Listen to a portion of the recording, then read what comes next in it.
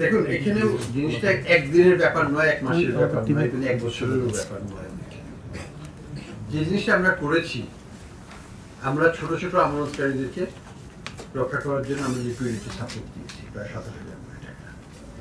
একটা বড় ধরনের সহায়তা দেওয়া হয়েছে এবং সেটা শুধুমাত্র ক্ষুদ্র আমানতকারীদের স্বার্থ রক্ষাতে ব্যয় করা হয়েছে। এর মধ্যে যেমন আমরা দেখেছি যে ইসলামিক ব্যাংক ঘুরে দাঁড়িয়ে গেছে, তারা টাকা শোধ করেছে।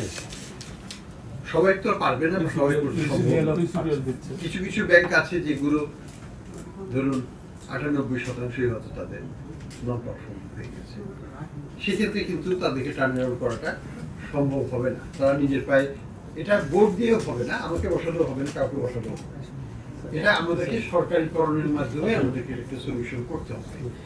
আমরা যেটা বলেছি এবং এখনো বলবো যে ডিপোজিটারের টাকা সুরক্ষিত আছে, ডিপোজিটাররা যেন আস্থা না হারান, আমাদেরকে একটু সময় দেন, আমরা ধাপে ধাপে এই সমাধানগুলো করব।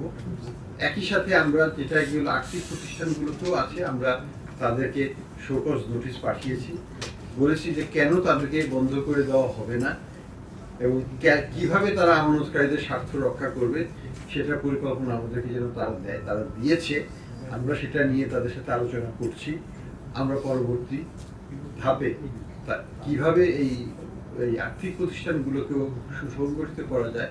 সবগুলো প্রতিষ্ঠান হয়তো টিকবে না, কিন্তু আমানতকারীদের স্বার্থ কিভাবে রক্ষা করা যায়, যদিও তারা ইনশিওর না, তবুও সরকার হয়তো রাজনৈতিকভাবে সেটা করবেন, সেটাই আমাদের প্রত্যাশা। বান্ডেল থাকলে প্রতি সেনমানিতে টাকা বাঁচবে। বিকাশ সেনমানি বান্ডেল কিনে জিতুন প্রতি লেনদেনে।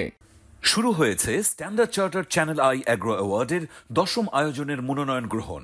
এবার নতুন ক্যাটাগরি বছরের সেরা ছাদ কৃষক সহ মোট 13টি ক্যাটাগরিতে পুরস্কার প্রদান করা হবে। মনোনয়ন গ্রহণ চলবে আগামী 15 জুলাই 2025 তারিখ পর্যন্ত। বিস্তারিত জানতে ভিজিট করুন www.agroaward.com এবং ফোন করুন 018737000556 এই নম্বরে।